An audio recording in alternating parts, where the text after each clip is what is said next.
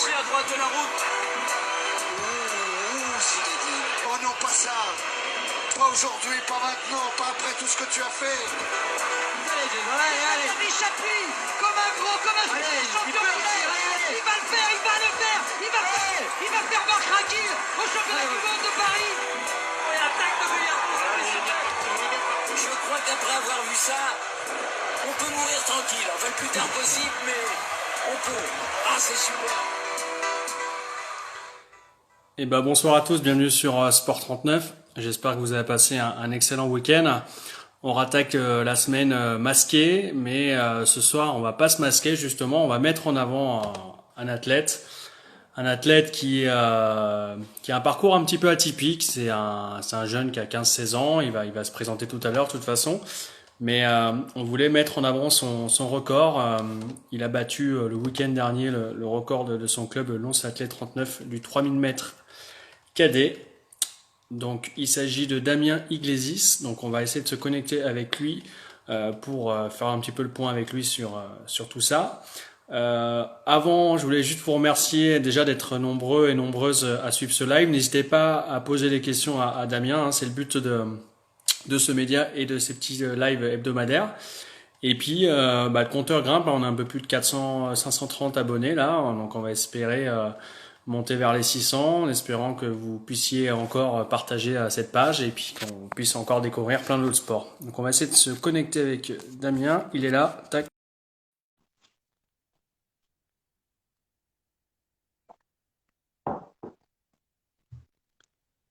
Salut Damien. Salut, ça va? Ça va, tu peux enlever ton masque, hein. Je sais pas si c'est obligatoire chez toi ou pas, mais C'est un parc où c'est obligatoire malheureusement. D'accord. Bon, bienvenue sur le média, Damien. L'idée de ce petit live, donc, c'est de découvrir un petit peu, revenir avec toi un peu sur ta performance du week-end dernier, hein, sur le meeting, Flash d'ailleurs, et après voir un petit peu aussi ton parcours parce que tu as un parcours un petit peu atypique. Certaines personnes ne le connaissent pas. Et si les gens ont des questions à te poser, c'est le but du média. Donc voilà, la porte est ouverte et ils pourront le faire. Voilà. Donc si tu pouvais te présenter en quelques mots et puis voilà ce que tu vas faire l'an prochain, un petit peu ton parcours. Alors, Damien Iglesias, 17 ans, je fais de l'athlétisme. J'étais en terminale S, donc jeune bachelier, et je vais partir en première année de médecine dès septembre. Cercourt. Le bac S, tu l'as eu avec mention? Ouais, j'ai eu la mention bien du coup. Il y a la tête et les jambes, comme on dit souvent dans le jargon. Bon, là, donc du coup, l'athlète, tu parles de l'athlète, t'as commencé à quel âge l'athlète alors? J'ai commencé vers les 9-10 ans, donc à la fin de ma primaire. D'accord. Et puis j'ai commencé, comme tous les jeunes de mon âge à l'époque, c'est vraiment de l'animation, de la découverte. C'est pas vraiment de la performance, mais c'est fait pour s'occuper. Le plaisir est central.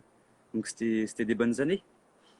Toi, t'avais testé quelle discipline quand tu commences comme ça? On touche un peu à tout. C'est quoi les disciplines un peu qu'on touche dans l'athlète? La chose classique qu'on peut tous faire, c'est le demi-fond. C'est la chose de base par laquelle il y en a plein qui vont commencer. Mais dans mes années jeunes, au tout début, on faisait vraiment sauter des petits EF. On touchait un peu à tout, mais en version enfant, en version jeune. Et ça, les haies, ça t'a pas plu, non? J'ai bien aimé, mais c'était pas des comme on entend aujourd'hui. C'est des petites haies, simplement pour s'amuser, pour courir, pour apprendre un petit peu pour apprendre certaines choses de l'athlétisme. Mais c'est pas les haies comme on l'entend quand on a à partir de 13, 14, 15 ans. Ouais. Donc Ouais, très rapidement, du coup, tu t'es tourné sur le demi-fond, c'est ça? ouais, demi-fond et saut à la perche. Qu'est-ce qui t'a plu justement sur ces deux disciplines? Parce qu'elles sont un petit peu opposées. Enfin, c'est pas du tout les mêmes disciplines, hein. Oui, je suis un des. Enfin, oui, on n'est pas très nombreux à faire les deux. C'est vrai que c'est des qualités qui sont parfois opposées. Donc, c'est pas toujours simple de progresser dans l'un en même temps que de progresser dans l'autre. Mais si les deux me plaisent, je fais les deux. C'est comme ça que je fonctionne. Le demi-fond, j'ai toujours aimé. J'ai commencé comme la plupart des jeunes avec les kits cross, avec des crosses pour enfants où on court, je sais pas, 500 mètres, on lance un petit javelot ou un petit vortex, une petite balle en mousse dans un cerceau et c'est des choses vraiment ludiques par lesquelles on commence. Et ceux qui aiment vraiment ce genre de choses là, bah après ils peuvent poursuivre dans le demi-fond, des choses comme ça. Et pour le saut à la perche, c'est venu par hasard. Je suis venu, René Jean Monneret, un des anciens entraîneurs du club, m'a dit de venir un lundi soir. Je suis venu le lundi soir et il y avait de la perche, donc j'ai essayé, mais c'était vraiment un hasard et ça m'a plu et puis j'ai continué, voilà. Et, euh, et c'est vrai qu'on l'a vu avec Tom Paris hein, sur une précédente interview que les muscles qu'il travaillait lui pour faire du saut à la perche, donc c'est pas mal des bras, il y a aussi pas mal de gainage, pas mal de pareil aussi au niveau ouais au niveau des bras, du gainage et aussi la course d'élan. C'est quand même des notions, des aptitudes qui sont complètement différentes par rapport au demi-fond. Est-ce que ça te déjoue pas un petit peu aussi pour ta discipline de base? C'est possible, par exemple, pour tout ce qui est course, la course de perche, c'est pas mes qualités, on va dire, parce que j'ai jamais été très bon en sprint et je travaille ça quand même, mais en plus de pas forcément être très bon, c'est pas ce que je préfère. Mais par exemple, tu parlais du gainage. Le gainage, c'est quelque chose qu'on trouve dans toutes les disciplines d'athlétisme. Savoir transformer l'énergie du bas au niveau du haut du corps et passer l'énergie du haut du corps par le bas du corps, ça passe par le gainage. Donc c'est des choses qui sont quand même utiles en demi-fond, par exemple. Mais oui, on le travaille quand même. On a des séances par rapport à ça, mais c'est pas le gros du travail d'un demi-fondu. Même d'un perchiste d'ailleurs. Je pense pas que ce soit non plus les 70% de l'entraînement. Toi, tes entraînements aujourd'hui, c'est quoi la fréquence? Ça se résume à quoi en règle générale? La fréquence, elle peut varier. Je fais rarement moins de 3 et j'arrive à monter à 5 ou 6, mais c'est pas des séances toutes. Si on fait 6 séances intenses par semaine, mon corps, moi, il va pas tenir. Hum. J'ai beau avoir le meilleur kiné du monde, la meilleure récupération du monde, 6 séances intenses par semaine, je pourrais pas tenir. Donc dans ces séances-là, je peux compter un footing qu'on peut faire Hum. parfois le week-end dans récupération. Je peux compter une séance de muscu spécialisée dans le saut à la perche, dans la course à pied. Donc voilà, c'est pas 6 séances comme on l'entend, c'est pas les séances des mecs sur Instagram qui font des grosses séances VMA, etc. C'est pas toujours. Et il faut de tout, je pense. Je pense qu'il faut de tout pour construire des qualités. Justement, tu évoques la VMA, Damien. Je vois qu'il y a un gros demi-fondeur qui est présent avec Pierre Fieux, là, qui a réalisé en plus une très belle performance, qui a battu son propre record du club il me semble, hein, c'est sur la même distance que toi, le 3000. Hein. Il a fait ça ce week-end. Euh, je vais juste reprendre la publication pour vous donner son temps. Il a fait 8 minutes 50, 55. Donc, ça représente une vitesse de 20,37 km heure. Donc, c'est vrai que c'est une super vitesse, un super rythme. Toi, ta VMA, elle est à combien du coup? Ma VMA, ça fait longtemps que j'ai pas fait de test. Je l'estimerais vers les 20 km/h à peu près. Parce que je peux tenir cette allure-là, peut-être 4 grosses minutes. Donc, 4 j'estime. minutes. C'est en fait la VMA, c'est un vaste sujet, mais les meilleurs athlètes peuvent la tenir presque 5 minutes, les meilleurs mondiaux. Et certains, ils peuvent la tenir que 3 minutes 30 par exemple. Donc grosso modo, c'est à peu près l'allure qu'on a aux 1500 mètres. Pour les meilleurs D'accord. qui sont et quelques, et les moins bons sont un peu plus de 5 minutes. Donc c'est à peu près cette fourchette-là. Alors toi, là, on va rentrer un petit peu plus dans le détail de cette performance. Après, t'as pas évoqué ton parcours avant l'athlétisme, et c'est intéressant que tu l'expliques aussi aux gens. Le record que tu as établi la semaine dernière sur 3000, pardon, j'allais dire steep, mais non, c'est Oui. 3000. Oui, il n'y en a pas. Ouais, c'est pas pareil et c'est plus dur en plus avec les haies. T'as fait 9 minutes 40,95. Alors, Oui, ça fait à peu près du 3, allez, 3,10, 3,13 au kilomètre, hein. 3,13 et quelques au 1000. On est quand même sur du sacré rythme. Est-ce que tu peux nous réexpliquer un petit peu les contours de cette course, un petit peu l'objectif? C'était vraiment ça de battre leur record ou c'était une course comme ça? Comment ça s'est passé? Le 3000 mètres, c'est, disons, ma distance préférée et celle où je pense performer un peu le plus. Et ça faisait longtemps que je n'avais pas fait. Ça faisait 2 ans que je n'ai pas fait en compétition.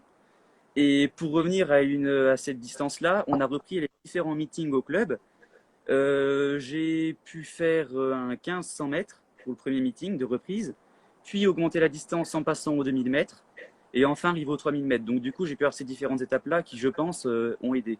Je pense qu'elles ont largement aidé, parce que si on m'avait déposé sur le stade pour faire un 3000 mètres, quelle allure utiliser, sachant que j'en ai pas couru depuis 2 ans. Enfin voilà, donc je pense que ça m'a bien aidé.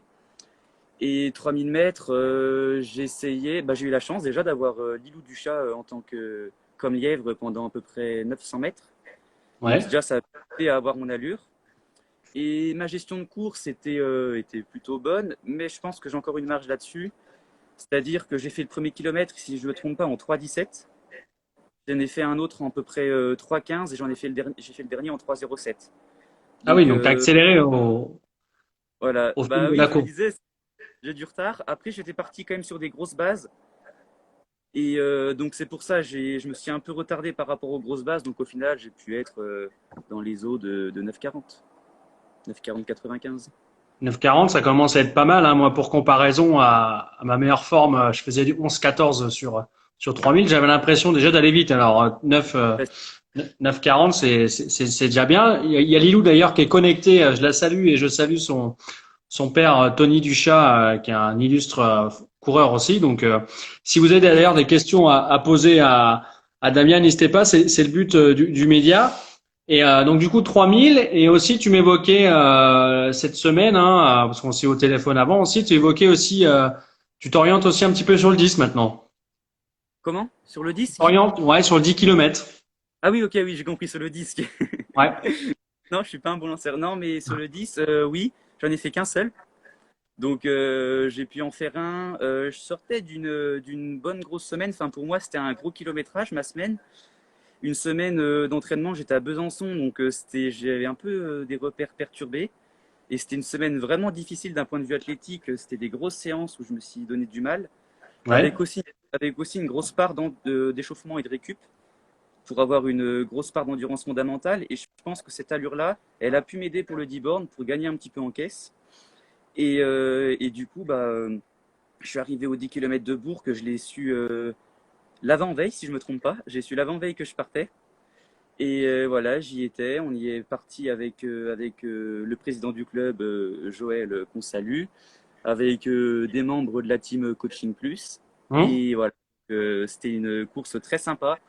J'ai pris énormément de plaisir. Ça faisait très longtemps que j'avais pas fait une course, je vais pas dire officielle parce que j'ai fait des crosses. Ça faisait longtemps que j'avais pas fait une course sur route ou une course sur piste avec un chrono qui veut dire quelque chose. Parce que sur cross, les chronos veulent pas toujours dire quelque chose.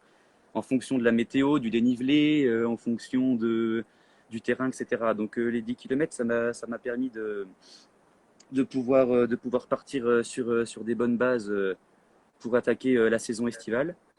Et j'avais comme objectif d'avoir les minima au championnat de France. Ouais. Championnat de France de km. Donc j'en avais jamais fait, ça me paraissait vraiment difficile et la course s'est très bien passée, donc il fallait que je fasse moins de 38 minutes pour avoir les minima chez les cadets. Ouais. Et j'ai pu faire 36,53, donc du coup c'est passé, et puis course très agréable avec Matt, avec plusieurs athlètes du club, on s'est un petit peu suivi. 38 minutes tu disais hein. C'était les minima, oui, la performance requise. Du coup tu mets quand même plus d'une minute sur les minima. Oui. En termes d'échiquier national, est-ce que tu te situes du coup avec cette performance? T'es encore loin des meilleurs? Est-ce que tu as des infos à ce sujet? Oui, donc je suis classé 18e au bilan Bien. français et 16e si on compte pas les non licenciés. Hum. Mais il faut pas oublier que ça veut pas.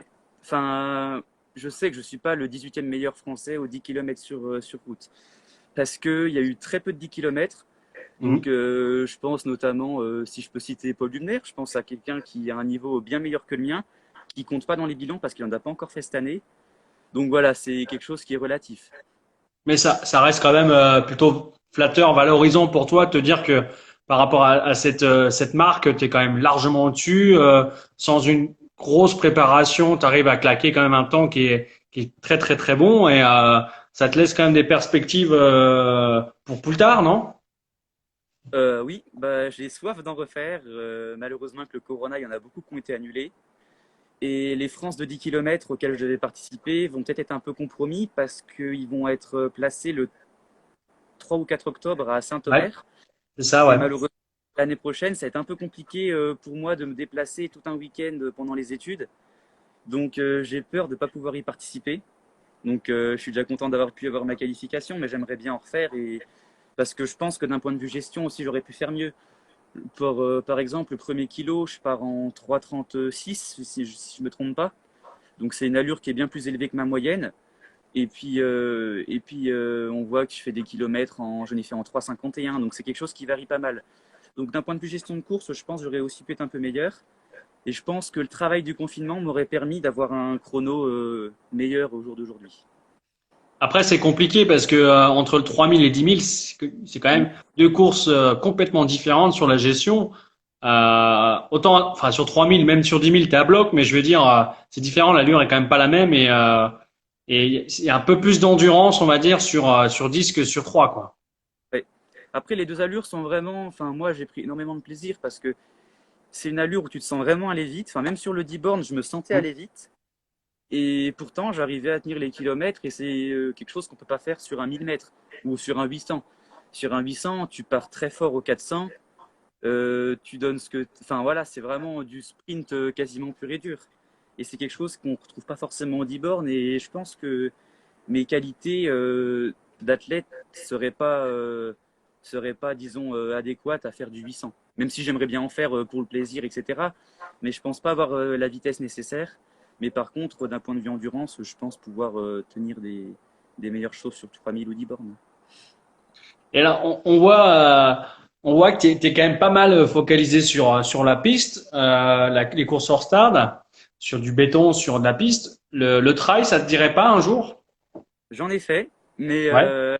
malheureusement, avec mon âge, enfin, là, j'ai été blessé pendant un certain temps, donc du coup, j'ai pas pu en faire. Mais à l'époque, j'étais trop jeune pour faire les vraies courses Ouais. officielles, donc je faisais des courses 8-12 km. Donc oui, j'ai gagné celui de Belsin. Bon, Hum. après, ce qu'il faut dire, c'est que les deux de devant se sont perdus parce que un des organisateurs leur a donné la fausse route, donc du coup, j'aurais dû faire troisième.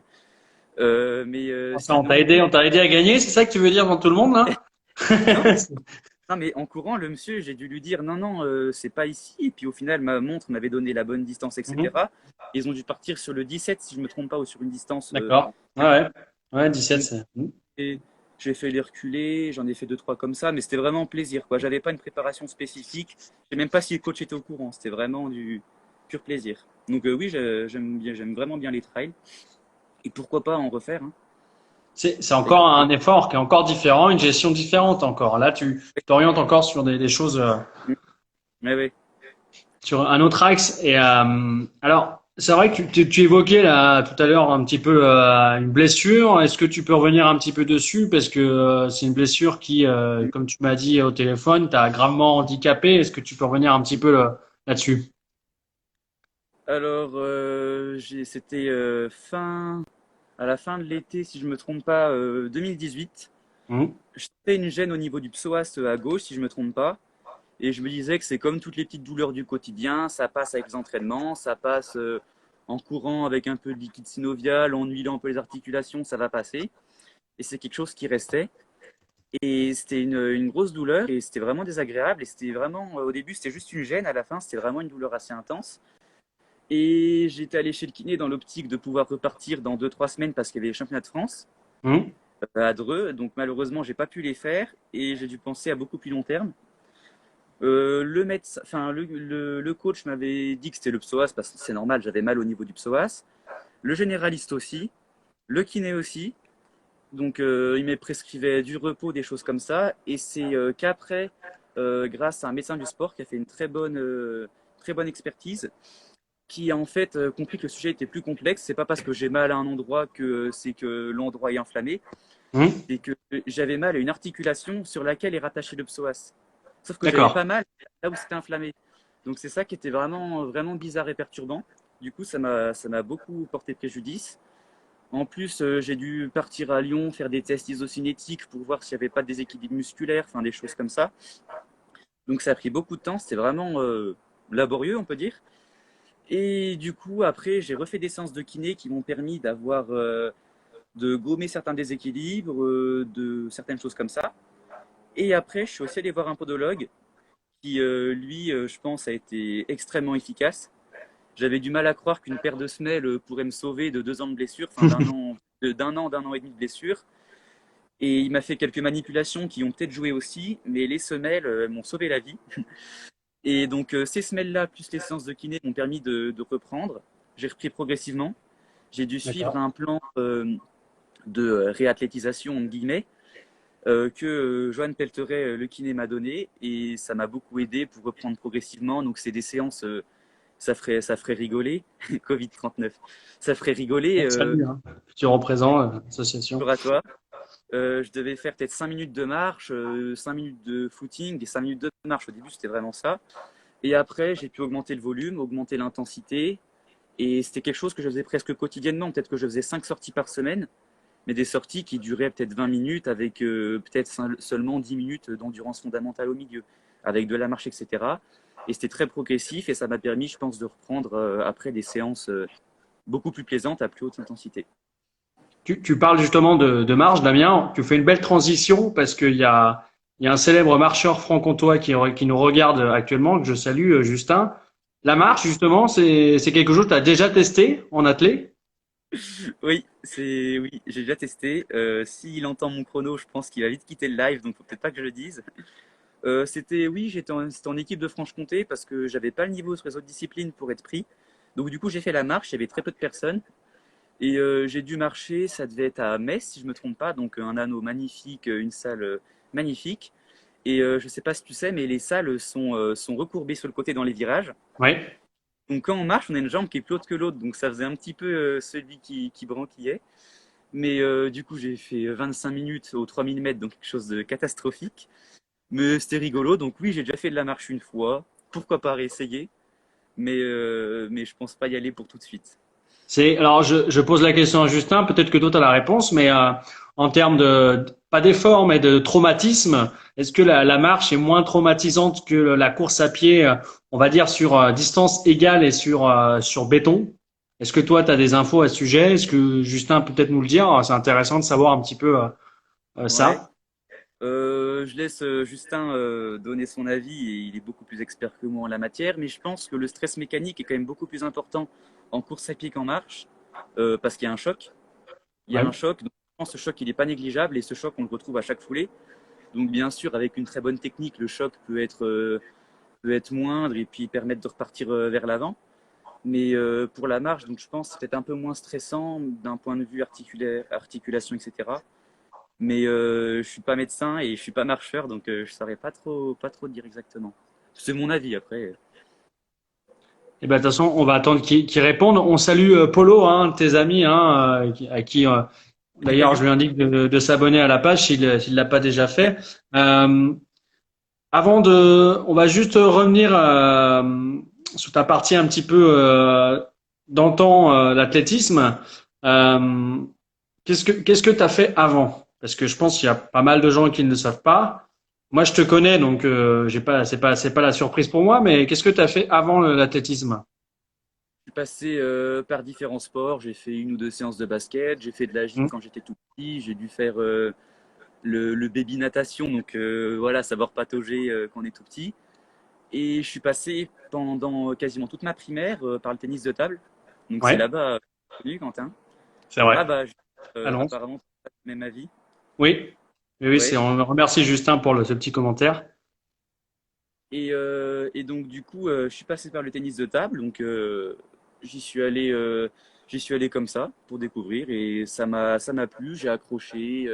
Les sensations sont très différentes de l'athlétisme, Ouais. mais tout aussi agréable et voilà, donc de la technique, du renforcement, tout ça. Alors, on retrouve, c'est vrai que je crois que ton père jouait en même temps hein, que tu as commencé. Je sais plus si c'était à peu près la même période. Il a dû t'emmener aussi pour essayer. Il a Euh, commencé, il a dû commencer un peu après puis arrêter un ouais, peu avant.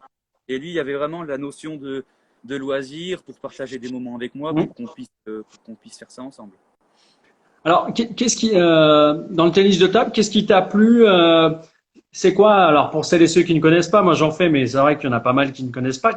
Quelles sont un petit peu les facultés d'un pongiste pour bien réussir et qu'il doit avoir pour à peu près bien jouer, on va dire. Il y a l'adresse, la technique, il y a vraiment une grosse part de mental et on s'en rend vraiment beaucoup plus compte dans les sports comme je pense, le tennis de table ou même les sports de confrontation entre guillemets avec le foot, etc. Parce qu'il faut vraiment tenir le moral jusqu'au bout, il faut vraiment se battre jusqu'au bout même quand on est mal embarqué, il faut toujours avoir l'espoir de pouvoir réussir et ça c'est quelque chose de très difficile moralement. On faisait aussi, on travaillait le gainage, on faisait un peu de PPG. Je me souviens que Yannick, je ne sais pas si tu l'as connu, Oui. nous donnait des programmes pour faire corde à sauter tous les jours, des choses comme ça pour avoir une bonne forme physique. Et puis il y avait aussi voilà du travail de technique et puis faut jouer quoi, faut jouer pour progresser. Toi, c'était quoi un petit peu tes points forts sur la discipline? Hum, Je pense que j'avais des relativement bons services. Hum, Je pense que ça pouvait me donner un certain avantage. J'avais aussi une certaine endurance pour tenir le match entier. Ça peut faire rire de se déplacer juste d'un ou deux mètres sur le côté, ouais. mais ça peut jouer aussi. Et puis sinon, bah faut jouer pour progresser, quoi. Donc si j'aimais jouer. Justement, la progression, elle a été assez fulgurante. Si tu peux nous expliquer un petit peu ta progression et puis un petit peu les échelons auxquels tu as évolué, parce que c'est quand même incroyable à ton âge, déjà ton palmarès et puis un petit peu à quel niveau tu as joué, quoi. C'est quand même. Oui, bah j'ai commencé comme tous par je sais pas si on peut je sais pas si on peut appeler ça des meetings, mais des petites compétitions d'un Hum, niveau départemental. hum. Je prenais du plaisir, en plus j'arrivais à les remporter, donc ça faisait que me motiver à passer au niveau régional. Et donc je m'entraînais. Bertrand Messabi m'a beaucoup entraîné et c'est vraiment lui qui m'a permis de progresser. Au niveau régional, bah, il y avait, comme en athlétisme d'ailleurs, il y avait des stages, comment on appelle ça, des Des détections, groupements, ouais, des regroupements, etc. Et donc c'est des choses comme ça qui permettent de progresser, de voir le niveau qui est ailleurs. Et comme ça, j'ai pu monter petit à petit en niveau jusqu'à ce que je puisse jouer sur du plus haut niveau et me faire plaisir, rencontrer des gens d'un peu partout, etc. Alors, le haut niveau, c'est quoi alors? C'est niveau Euh, national? C'est quoi? oui, niveau national. Alors, les championnats de France, c'était pas la même optique qu'en athlétisme. Hum, Et en plus, du fait que j'étais jeune, c'était même pas non plus le même principe, je pense. Il y avait aussi une notion parfois d'équipe, donc on jouait en équipe de Franche-Comté, même on jouait carrément il y avait des championnats simplement du nord-est de la France, des oui. championnats de zone détection, enfin il y avait plein de choses comme ça. Donc c'était très varié. Et voilà, donc j'ai pu faire des top 10, des top 15, des choses comme ça. Enfin, après, j'ai fait 14e, mais c'était en équipe, mais j'étais surclassé. Donc c'est pour ça que ça ne veut pas forcément dire grand-chose. Mais c'était vraiment des super expériences. Et puis il y a aussi les Euro Mini Champ. D'accord. Donc c'est le championnat d'Europe.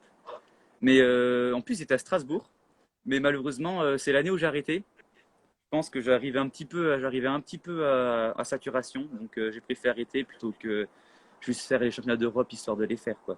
On va revenir sur ce passage parce que c'est important aussi que qu'on comprenne un petit peu comment c'est arrivé cette saturation pour expliquer un petit peu aux gens le tennis de table et les compétitions jeunes entre guillemets parce que on peut débuter les compétitions par équipe à partir de 9 10 ans, 10 11 ans à peu près, hein, c'est à partir de la catégorie minime. Toi, tu étais un petit peu plus jeune, donc tu pouvais pas faire ces compétitions. En revanche, comme tu l'as indiqué, donc il y avait pas mal de compétitions individuelles, donc les individuelles, donc ça s'appelle le critérium fédéral, les finales par classement, les interclubs, et avec tous les stages de détection, les stages de regroupement de ligue, plus les compétitions avec la sélection Franche-Comté. Euh, T'étais presque pris tous les week-ends, non? C'était quoi le planning? Oui, je m'entraînais 4 fois par semaine et à l'époque, ça me paraissait énormément. Mhm. Et puis, je faisais souvent, que ce soit des matchs ou des stages les week-ends. Mhm.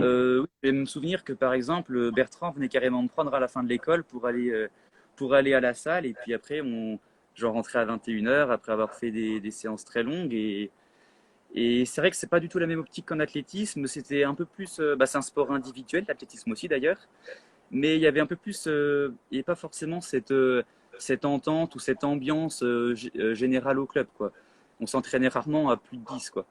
Alors qu'au stade, parfois, on peut être à 30, on peut être avec le groupe hors stade où ils sont très nombreux. Et justement, c'est ce côté un petit peu plus individuel qui t'a fait basculer. Ça a été quoi alors du coup, cette saturation et le fait que tu aies changé pour passer à l'athlétisme? Je pense que j'avais quand même beaucoup de pression. Je n'arrivais Ouais. pas forcément à supporter. Et oui, les La compètes, pression, je te coupe, Damien. La pression de qui, d'où, ou c'était quoi cette pression? la pression des résultats, la pression de l'entraîneur aussi, Ouais. peut-être une pression que je mettais moi-même aussi, hein. Sûrement que je me la mettais moi-même. J'ai souvenir de certaines compétitions où limite je voulais pas y aller, ou par stress je pleurais la veille. C'est des choses qui m'arrivent plus maintenant parce que maintenant je suis pas du tout dans la même optique. Donc c'est des choses comme ça qui m'emmenaient à saturation. Oui, il fallait, enfin, sans prétention, j'étais peut-être un peu la personne à abattre, par exemple, la personne à gagner. Et puis, au tennis de table, ça se joue tellement à des détails, contrairement à l'athlétisme. Normalement, tu perds 5 cm sur un 3000 mètres, ça va pas forcément changer la donne de la course. Dans le tennis de table, le point fatal du set, bah, tu le mets à côté, bah, là, ça peut te ruiner ton match. Donc, c'est cette pression-là qu'il fallait gérer. Et je pense que sur mes petites épaules d'un jeune garçon de 7, 8, 9 ans, bah, j'étais pas forcément capable. La pression de l'entraîneur, est-ce que avec le recul que tu as aujourd'hui, est-ce que tu estimes qu'elle pouvait être, on va dire, justifiée? Parce que, comme tu disais, Bertrand, il s'impliquait aussi pour toi, il faisait beaucoup de choses. Est-ce que, du coup, lui espérait, il a peut-être cerné un futur grand du tennis de table, et du Oui, coup, il essayait d'être un petit peu plus exigeant avec toi qu'avec d'autres parce qu'il sentait que tu avais le potentiel, comme tu l'as dit, l'homme à abattre, l'homme. oui, c'était ça. Et surtout de mon âge, j'étais quasiment le seul. Il y avait deux, trois jeunes, mais oui, c'est vrai que d'où justement, je reviens sur autre chose, l'avantage des regroupements ou des stages de détection, etc., c'est que on était nombreux du même niveau parce qu'on venait un peu de partout. Parce que dans un club, il y en a pas 15 qui sont au niveau national et 15 au niveau régional. Et on n'est pas tous du même niveau. Donc il y a un petit peu de cette Diversité de niveau, spécificité-là. ouais. Mm. Et là, voilà. Donc c'est aussi quelque chose d'intéressant, hein, c'est quelque chose d'intéressant. Mais oui, avec Bertrand, bah, on s'entraînait avec les deux, on y allait, on ouvrait la salle le mercredi après-midi, enfin avec le petit code à l'entrée. Même j'allais parfois avec mes parents. Enfin, j'étais passionné, quoi. Mais je pense que je suis arrivé un peu à saturation. Et avec le recul aujourd'hui, Damien, tu pourrais reprendre plus tard, hein, juste pour le plaisir, le tennis de table, ou vraiment ça t'a bloqué maintenant? J'y ai pensé, j'ai déjà Mhm. repris pour le plaisir chez moi parce que j'ai une table. Je jouais régulièrement avec Jérémy, un ami qui venait Mhm. régulièrement chez moi et on se faisait vraiment plaisir. Après, revenir en club, je sais pas, pourquoi pas. Mais en tout cas, voilà, je joue encore de temps en temps et c'est toujours plaisant. Après, le tennis de table, c'est quand même quelque chose qui est difficile quand même. Enfin, pour reprendre des bonnes sensations comme j'aurais pu avoir quand j'étais jeune, c'est plus compliqué parce que je suis beaucoup moins bon, etc., etc. Mais voilà, tant que le plaisir est là, je continuerai d'y jouer. Alors justement, ce plaisir, l'athlétisme, la bascule, le tennis de table, l'athlétisme, est-ce qu'il y a des choses du tennis de table qui peuvent te servir? Moi, j'ai l'impression que non, mais est-ce que tu as des petites choses du tennis de table qui peuvent te servir pour l'athlétisme? Et quelles sont un petit peu les différences que tu as constatées quand tu as fait la bascule? Je dirais la motivation, comme dans tous les sports en fait, hein. Ouais. Peu importe le sport que j'aurais fait, il aurait fallu la motivation, l'esprit de compétition, qui je pense a été agrandi par le tennis de table. Ça m'a forcé à vouloir gagner, à vouloir aller plus loin, etc. Et c'est quelque chose qui est très utile, notamment bah, dans des disciplines comme le 3000 mètres où il faut doubler l'autre, il faut essayer de passer devant, etc. Donc je pense que ça a pu me servir. Après, les différences, bah, elles sont presque flagrantes parce que c'est pas du tout les mêmes qualités physiques qu'il faut avoir, Ouais. les mêmes qualités physiques. Et puis il y en a un qui a un sport de plein air, l'autre d'intérieur. Le demi-fond est praticable chez soi de manière beaucoup plus simple entre guillemets du tennis de table parce qu'il faut acheter une table, c'est un investissement, faut des raquettes, etc. Hmm. En demi-fond, on a simplement quelques paires de chaussures, on en a une, deux ou trois en fonction des personnes. Donc voilà, c'est surtout ça qui différencie tennis de table de l'athlétisme. Toi, t'en as combien de paires? Je salue Tom qui nous fait un petit coucou. D'ailleurs, si t'as une question, n'hésite pas, Tom. J'ai une paire de pointes, donc c'est ce qui sert à courir sur la piste, soit en compétition, soit pour faire des séances très rapides ou des séances difficiles. Il y a des chaussures plus légères avec des petits clous au bout. On les utilise aussi en cross, quand les crosses sont peu, quand les crosses ils passent beaucoup dans des terrains très naturels avec de l'herbe, etc. J'ai une paire de baskets simples entre guillemets, quoi, les chaussures qu'on peut aller acheter un peu n'importe où chez Running Conseil, petit placement de produit. T'es sponsorisé d'ailleurs? Sponsorisé, le club est sponsorisé. Ouais. Et donc ces chaussures-là, bah, on peut faire des footings avec, des séances avec. Moi, j'avais vraiment cette paire-là, elle me faisait un petit peu tout. Donc c'est pour ça. Après, certains, je m'éloigne un peu du sujet, mais certains athlètes vont avoir des chaussures pour la hauteur, d'autres pour le poids, d'autres pour la perche, parce que même pour la perche, c'est pas les mêmes pointes normalement que pour le demi-fond. Enfin voilà, c'est tout des choses. Donc voilà, c'est des petites nuances. Hein. On peut très bien faire de la perche avec des pointes de demi-fond. D'ailleurs, c'est ce que je fais. Mais voilà, c'est des petits détails qui parfois peuvent faire la différence, je pense. Et pour celles et ceux qui ne connaissent pas l'athlétisme et comme moi, tu me dis, je vais mettre une chaussure avec des pointes. Si je me mets à côté de toi et on a le même niveau, le gap, tu gagnes quoi, 15%, 10%, t'as plus de facilité. Comment ça, tu l'estimes à combien de pourcentage de confort, de vitesse peut-être que tu peux gagner grâce à ça ou... Ok, ouais, d'un point de vue confort, je dirais quand même que les baskets sont plus confortables.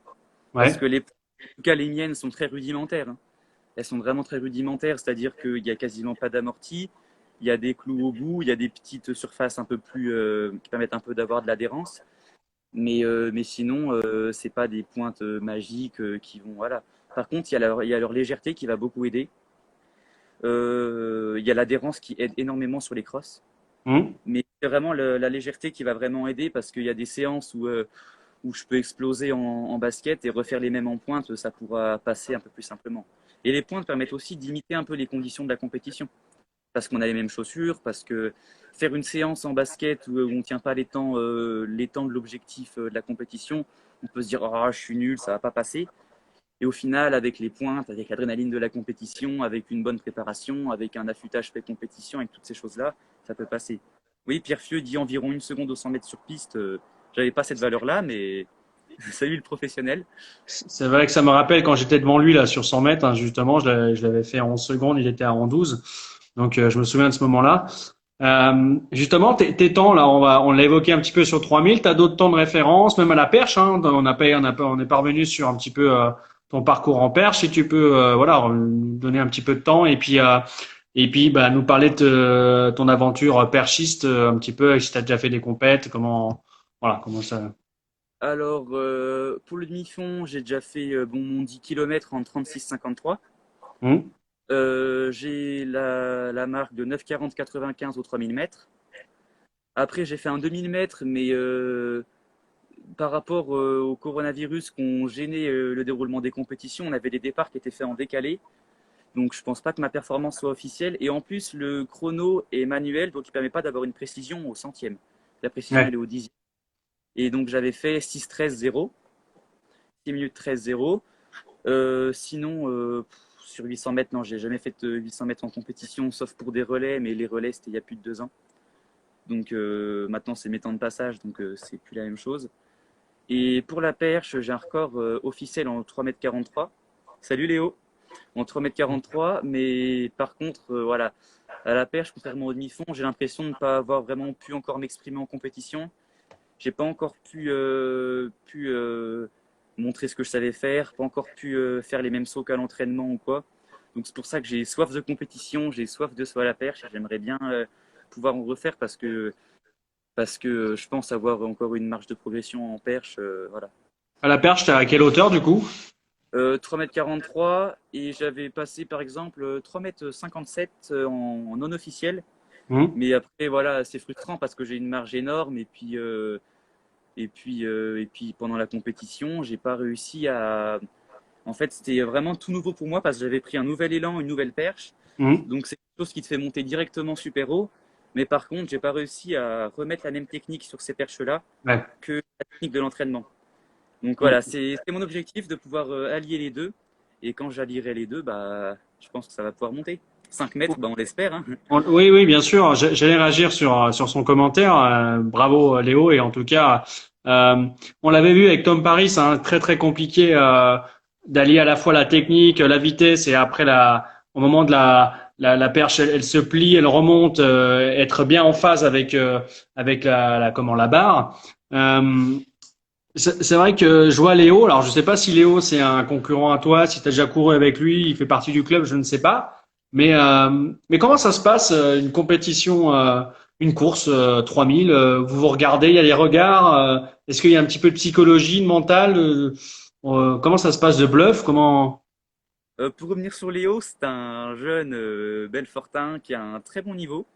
Ouais. Il fait des épreuves combinées, donc du décathlon, etc. Heptathlon, toutes ces disciplines-là. Il doit être meilleur que moi à peu près partout. Même Mhm. à la pierre, il est au-dessus. Et par contre, voilà, au demi-fond, il est un peu moins bon, mais c'est rare que les décathloniens soient des élites du demi-fond. Souvent, ils sont très bons Pas, partout. à C'est peu part près. Ronis Barber sur la longueur, mais ça c'est pareil. Ouais. Ce que tu dis, Voilà. c'est pas du demi-fond. Ouais. Ouais. Sinon, pour les courses, en général, ça se passe. Enfin, j'ai jamais vraiment vu de non fair play. Enfin, vraiment, les courses, au départ, on se dit bonne chance, on se demande nos temps de référence pour savoir qui va passer où. Et c'est vraiment très, très, très, très bonne entente, hein. Il y a jamais vraiment de grosses tensions. Enfin, la tension qu'on peut avoir, c'est par rapport au temps qu'on veut faire ou par rapport au stress de savoir qu'on va souffrir, etc. Mais c'est jamais faut que je te batte à tout prix, etc. Enfin, pendant la course, on essaye de gagner, quoi, c'est sûr. Mais Et on va essayer cette de faire. pression, elle s'enlève très rapidement, j'ai l'impression. Même moi, quand je cours, quand je faisais des courses où j'avais une petite pression, mais qui a rien à voir avec la vôtre, mais cette pression du temps ou du résultat, elle s'enlève quand même assez rapidement. Alors que si tu pouvais faire une comparaison avec le tennis de table, la pression, elle a du mal des fois à s'enlever, Ouais. quoi. Mm. Non, t'as raison. Bah, dès que le coup de feu part, on pense plus trop à ce genre de choses. On pense en premier à se placer, à partir sur les bonnes allures qu'on va sûrement préparer un peu à l'échauffement. À l'échauffement, on essaye de faire quelques lignes droites sur l'allure de course. Peu importe la distance, on essaye de faire à peu près les allures de course pour pouvoir partir directement dans la course sans avoir trop à se demander ah tiens, je suis en 15-3 km/h. Voilà. Donc on pense d'abord à ça. Et puis après, on pense d'abord à gérer sa course, avoir les temps de passage. Et puis quand la course elle vient se terminer, on va dire dans le dernier quart de course en général, là souvent le dur est déjà entamé et là on pense vraiment à envoyer la patate. Et Mais alors, toi, oui, oui, je disais par rapport à l'ambiance du demi-fond, elle est vraiment excellente. Enfin, même aux épreuves combinées, même dans plein de disciplines, hein. Au saut à la perche, les entraîneurs, qui soient, peu importe le club, ils vont venir nous aider, on va se donner des perches, etc. Ça se passe très très bien. Aux épreuves combinées, déjà, ils passent 2 jours ensemble. Donc ça forge des liens. Et puis à la fin du 1500 mètres, l'épreuve finale, bah, tout le monde vient serrer la main, vient s'embrasser, se tenir dans les bras, bien jouer pour toi, etc. Et au demi-fond, bah, par exemple, j'ai souvenir d'Enzo, Enzo Vasalucci, un champagnolais, au cross de Nevers, je le double, il me pousse dans la côte, il me donne un petit coup d'élan avec la main. C'est des choses qu'on verrait jamais ailleurs, tu vois. Donc je trouve ça super. Et puis voilà, se prêter des affaires, se prêter du matériel, se prêter de la magnésie au saut à la perche, c'est des choses qui sont très courantes. et du coup, tu t'évoquais tes études de médecine qui allaient arriver. Du coup, ça met un petit frein quand même à tes espoirs, tes ambitions voilà, de faire beaucoup de courses. Ça va être pas simple à gérer pour toi, ça, du coup, l'an prochain. Bah, malheureusement, oui, faut faire des priorités dans la vie. Donc, je priorise les études parce que je sais que j'ai sûrement moins d'avenir en athlétisme que dans mes études parce que je pourrais sûrement jamais vivre de l'athlétisme, surtout vu mon niveau actuel, ça va être très très compliqué. C'est pour ça que voilà, j'essaye d'avoir les études qui me plaisent pour avoir le métier qui me plaît. Et puis malheureusement, faire des sacrifices. Donc là, je risque de passer une année très très compliquée Mhm. où il faudra essayer de s'accrocher. Et puis bien sûr, comme disent tous les étudiants, il faut quand même garder une hygiène de vie. Donc faut quand même toujours aller courir de temps en temps si c'est ça dont j'ai besoin, quoi. Toujours avoir un petit échappatoire. Après, voilà, je pourrais pas m'entraîner 4, 5, 6 fois par semaine. Je pourrais pas me faire des séances de muscu tous les jours de récup. Je pourrais pas me faire ce genre de choses. Mais j'essaierai quand même de limiter les dégâts et puis de faire peut-être 1 ou 2 sorties par semaine. Après, il y aura sûrement des semaines où j'en ferai aucune. Peut-être des semaines où j'arriverai à en faire un peu plus de 2, peut-être 2 ou 3, je sais pas. Après, voilà, je suis un peu dans l'inconnu parce que je peux pas trop, Ouais. trop deviner comment ça va se passer. Donc, voilà.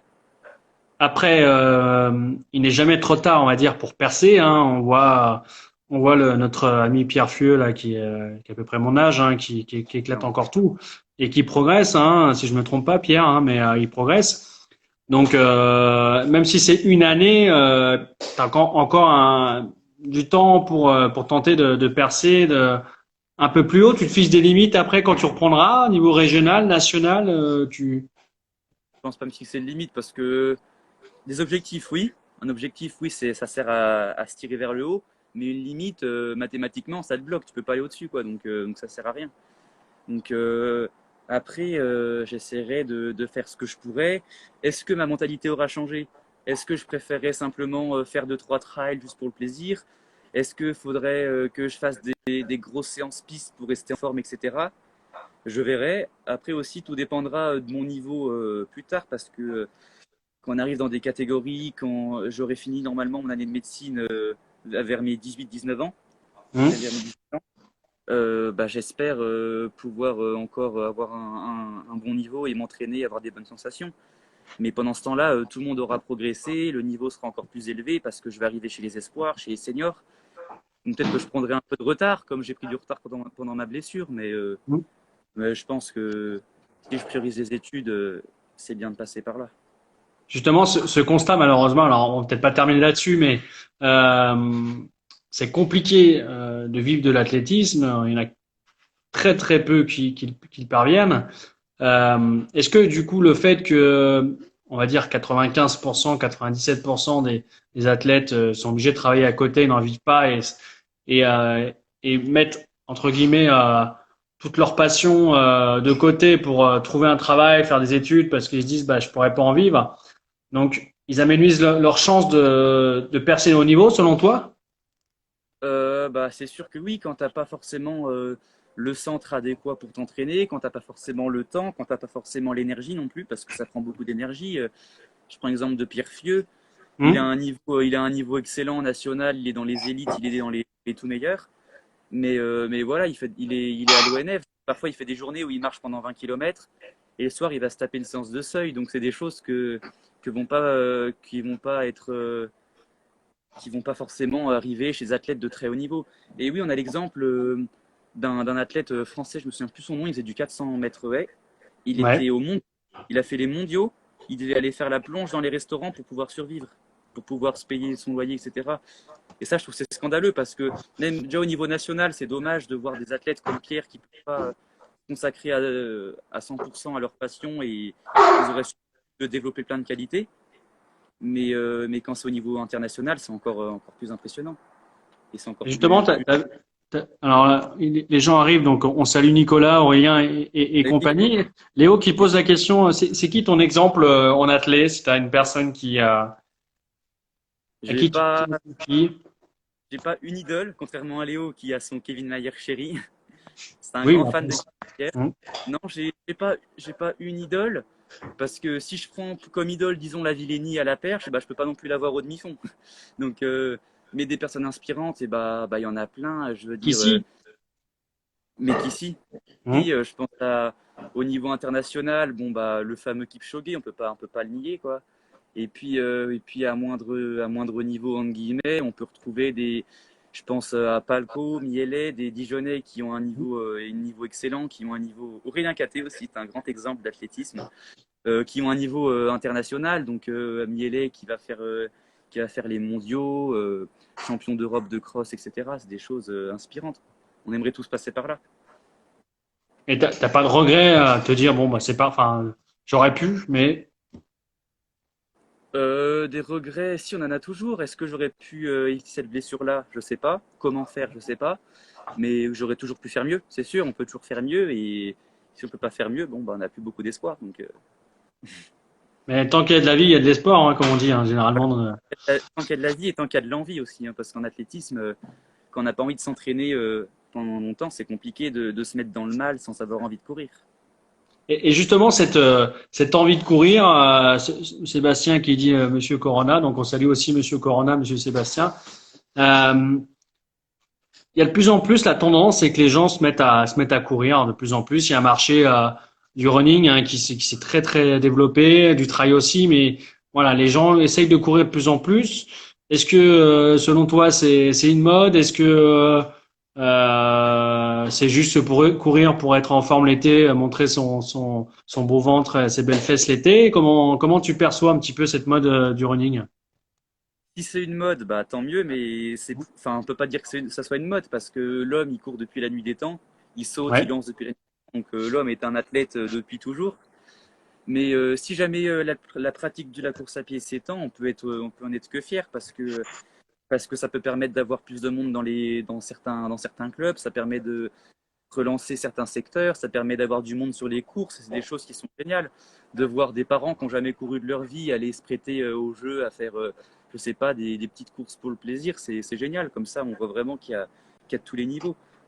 Voir Ouais. sur une ligne de départ un champion de Franche-Comté et puis le parent du coin qui veut accompagner son fils, bah, c'est génial parce que les gens, s'ils sont motivés pour courir, autant qu'ils courent. Enfin, Et est-ce que, alors moi je pose la question parce que c'est un petit peu aussi mon cas. Alors je salue Nafel aussi qui a fait d'ailleurs, je viens de taper son nom et bizarrement je tombe sur un article. Il a fait le marathon relais de Champagnole au mois de septembre l'an passé, hein, où il a terminé deuxième avec l'équipe de Lons Athlé 39.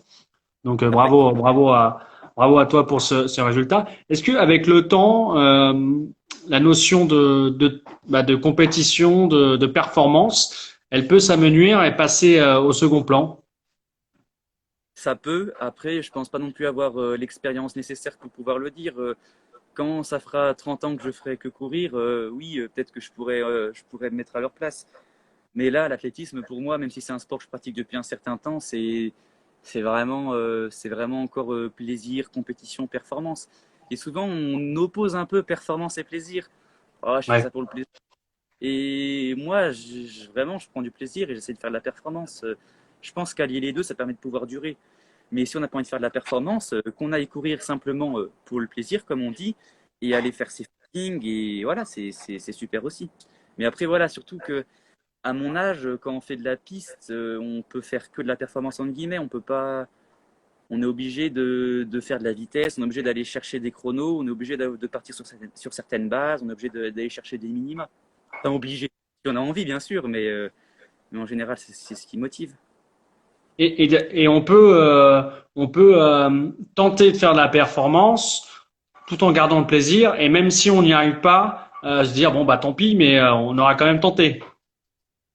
Bah oui, faut essayer pour savoir ce qui nous plaît, pour savoir ce qui nous correspond. Et c'est pour ça qu'on voit souvent plein d'athlètes de très haut niveau qui sont passés par 4 5 6 sports différents avant Mhm. et qui, maintenant qu'ils sont dans leur sport, ils savent ce qui leur correspond et ils se ferment pas de barrière, ils se disent pas je ferai que ça toute ma vie. Peut-être qu'ils vont changer de sport à 40 50 ans. Donc oui, pour répondre à Pierre Fieux, non, je ne vais pas à Besançon simplement pour les coms. Et tu feras attention sur les soirées médecine, hein, apparemment c'est un petit peu arrosé. Il y a une dernière Euh, question et après on devra s'arrêter là. Mais en tout cas, je voulais vous remercier pour les échanges, hein, beaucoup d'échanges ce soir. Et celles et ceux qui n'étaient pas abonnés aux médias, n'hésitez pas à vous abonner. Dernière question de Polo, demi-fond ou perche? Je crois que tu as déjà répondu, hein, qu'il n'y avait pas forcément de préférence quoi sur les deux disciplines. Demi-fond ou perche, en tant qu'athlète qui fait les deux, je vois plus le demi-fond comme un entre guillemets mode de vie parce que on va réfléchir, on va se donner peut-être plus à l'entraînement d'un point de vue douleur. On va sûrement faire beaucoup plus de kilomètres, on va faire des choses comme ça. On va se lever pour la course à pied, on va faire une récupération pour la course à pied. On réfléchit vraiment à quand on mange pour sa séance, etc. Et ça, je le fais un peu moins pour la perche, mais sûrement que quelqu'un qui fait de la perche à très haut niveau le fera aussi. Mais c'est pour ça que voilà, j'adore les deux, mais à long terme, je pense qu'à 40 ans, je ferai sûrement plus de demi-fond que de perche, si jamais je suis encore de l'athlète. Mais la perche, c'est quelque chose qu'on ne peut pas faire non plus pendant 45 ans. On va juste poser la dernière question de Narfel. Alors, j'espère que je prononce bien son prénom. Et je te rassure, tu pourras retrouver, vu que tu as raté le début, tu pourras retrouver l'interview dès demain sur notre chaîne YouTube. Je la partagerai sur Facebook. Tu pourras la partager aussi, Damien, à celles et ceux qui n'étaient pas présents ce soir. 100 mètres, 12 secondes, 12 secondes, 13 secondes. C'est quoi ton record sur… Mon record officiel, ça doit être. J'ai fait ça pendant un octathlon il y a un peu plus de 2 ans. J'avais dû faire à peu près autour des 14, mais je pense maintenant valoir, je sais pas, dans les peut-être 13 et quelques, mais c'est vraiment pas là où je suis bon, quoi. Donc là, il n'y a pas de débat. Eh ben, il n'y a pas de Donc, débat. Ouais, attends, je vois, il y a à Léo, 9,56. Ah oui, mais Léo 9,56, c'est Usain, hein, donc ouais, là, il y a un petit ouais, peu, il y a encore du travail, hein. Il y a encore du travail. Non, mais en tout cas, bah, voilà, on arrive sur la fin de l'émission. Damien, je suis désolé, on va bientôt arriver sur l'heure d'émission, donc c'est pour ça on peut pas rester plus longtemps. Mais en tout cas, merci à toi d'avoir accepté l'invitation. Et puis, je pense on a dégrossi pas mal de choses. Merci à vous d'avoir suivi ça et d'avoir posé des questions. Comme je disais, vous pourrez retrouver l'émission dès demain sur YouTube. Et cette semaine, on fera sûrement une autre émission. Alors, je fais un petit teasing, hein, j'en profite. Les poules de football de Régional 1, Régional 2, pardon, Régional 3 sont sorties. Donc, on fera peut-être un petit focus milieu de semaine hein, sur le RC Lens. Pourquoi? Parce que on n'a rien fait sur leur recrutement et j'ai plein de choses à dire. Donc, on va voir un petit peu ça avec eux. Et puis, la semaine prochaine, normalement, on va aussi passer un autre sport, on va voir la natation, normalement avec un ancien bon nageur de la région de l'Oise. Donc c'est ça aussi un petit peu le média. On essaie de voir tous les sports et d'avoir un petit peu tous les athlètes. Alors faut venir au foot pour recruter. Il y a plein d'athlètes. Oui. Alors après, ouais, la petite question, la dernière très bon. question. Il a bien fait de poser la question avant qu'on arrête. Est-ce que des bons footballeurs peuvent être des bons coureurs? Oui, je pense que s'il devait y avoir vraiment une distance pour le footballeur moyen, enfin classique entre guillemets, ce serait le 800 mètres parce que je pense notamment à Romain Brisbard qui a fait du foot. Il Oui. est arrivé, il a quand même fait un 2 minutes 10 au 800 mètres, ce qui est vraiment très bon. Enfin, très bon. Peut-être que Pierre Fieux il rigolerait, mais je pense que c'est vraiment une très bonne performance pour quelqu'un qui a jamais fait de course à pied pure et dure. Donc oui, je pense qu'on peut vraiment être très bon. Et on le voyait justement sur les crosses, notamment au collège. Et souvent sur les podiums, c'est des footballeurs. Parce qu'ils ont ces qualités-là d'endurance et puis ils sont aussi en général assez fins, assez rapides en même temps. Donc je pense que c'est des qualités qui sont importantes pour le demi-fond. Donc oui, plein de footballeurs peuvent être très bons en demi-fond. Et même pas qu'en demi-fond, hein, sûrement. Polo au golf aussi. Oui, Après, ouais, alors pour terminer, Damien, Pierre, il rigole tout le temps, mais si tu le prends en ping-pong, il va pas voir le jour. Donc, on va terminer sur cette petite note d'humour. Comme ça ça, marche. on fera un petit match un jour, peut-être ensemble, ou l'un contre l'autre, ou avec Pierre, hein, s'il veut rigoler. Merci encore Oui. à toi d'avoir participé à l'émission. Merci à vous tous. Et puis, bah, bonne soirée, bonne semaine à vous et à très vite. Salut, Ciao, Damien. merci.